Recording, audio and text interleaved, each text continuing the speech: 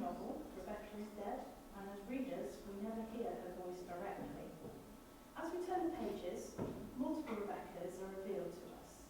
The perfect, beautiful, glamorous society wife, described as having a gift of being attractive to people, men, women, children, and dogs. This is the impossible standard the new Mrs. De Winter cannot even begin to live up to. Then, the independent woman who Mrs. Danvers believes was emotionally attached to her and her alone. Finally, the monstrous, adulterous, and manipulative Rebecca, who goes along suffering husband into murder. However, if we do as Lawrence suggests, and listen to how Demaria makes the flowers sing, another voice can be heard, perhaps another Rebecca.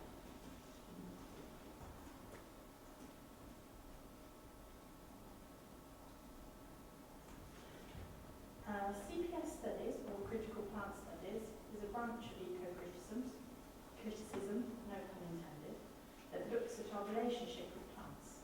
Key themes include looking at the otherness of plants, plant blindness, and human relations within the vegetable world. Imposing human ideas onto plants is nothing new. Joss Smith writes about how plants can collect numerous names over decades and centuries based on locality and our ever-changing way of seeing them, showing that culture isn't the opposite or contrary of nature. In Elizabeth Webber's view, our cultural narratives are so immersed in human exceptionalism that non-human is marginalised or trivialised. So, to use plants to represent a character whose own voice is not heard, as her personality is shown only through the perceptions of others, is a fitting device.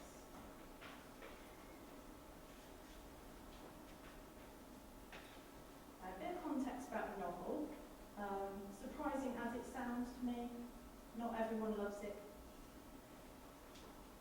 Nina Elbach states that the role that most of Demarier's female narrators is that of an immobile chronicler, preserving the worlds of men that men have lost.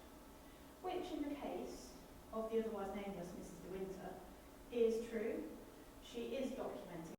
Thank you everyone for your presentations. We'll start with the Q&A countdown. Does anyone have any questions they'd like to ask? Unless I'm just going straight to the panel. I wrote it on the Padlet just in case I forgot, but I could say it anyway. So my first one was to Matthew. Why did you write about those particular two texts?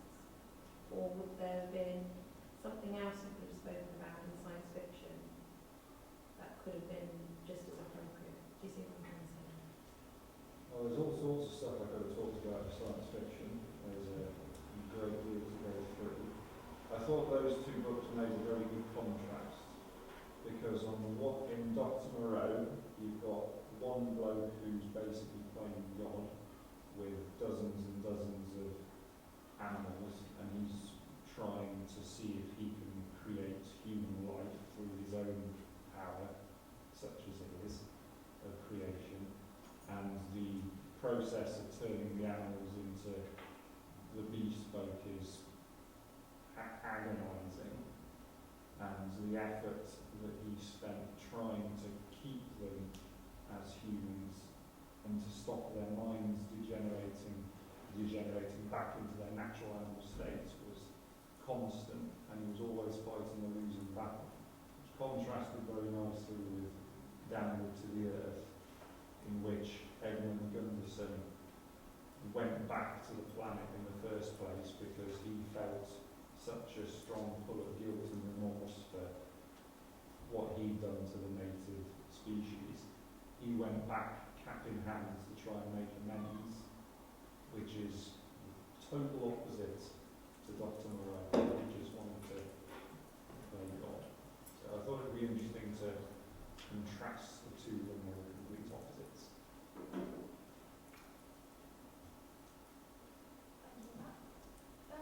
Someone does also ask, do you think these themes of colonialism have been retained by media institutions such as the BBC, given its formation at a time of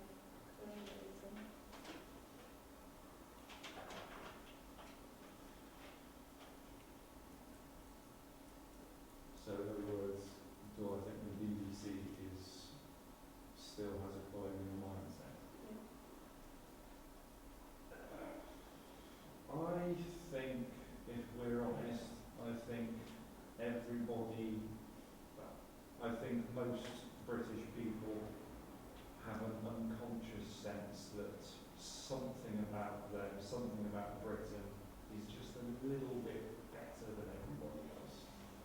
And that would, I suppose that would include the BBC. Probably, if I was being generous, I'd say mostly it's probably not conscious anymore, but I think it's probably still there. Thank you. So, Connie, someone has asked, do you think the reason horror films often depicting religious imagery is to comment on how Christian ideals are a source of oppression when it comes to groups that are othered by society? Not necessarily, because of the fact that, like, how do I say it, like, films about possession exist where the solution to get out of the situation is Christianity. You need to pray, you need a cross, and you need, like, to get, like, the demon out and all that. Whereas, like, I could see it being the case for, like, folk horror, because, like, here the thing is, like, all of, like, that whole concept, we don't want that, and instead we're going to embrace the wicked, so to speak. So maybe a bit of a cop out, but both yes and no, I guess. Thank you.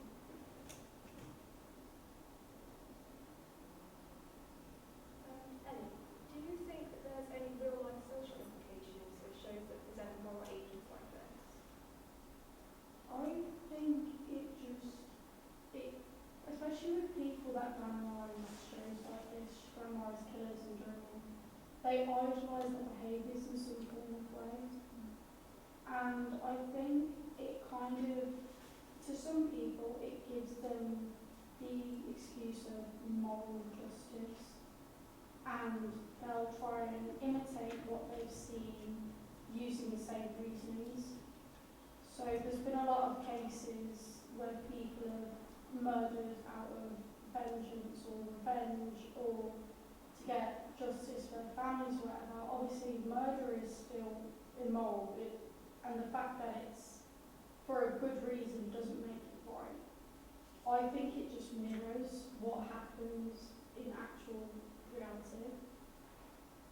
Do you think Dexter positioned him as like a morally good character in a way? Like they didn't give you the other side where it could be bad what he's doing. Did they ever show that?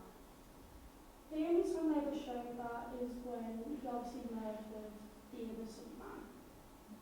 And then, as I was getting to, it put him through a spiral where he had to try and deal with his version of grief, his version of loss, which is something he couldn't truly process, but he did understand that what he did was wrong, and in modern times he did crash out over it. But I think they didn't show him as evil, because obviously it's a show about him. They've done it in a way where the audience feels sorry for him, they understand why he's done it. But obviously as an audience we all know that murder, no matter the pretense, is wrong. Thank you. So Claire, someone asked, is there a balance in the wilderness of nature represented, or mostly tame and feminine? I think the best thing for a balance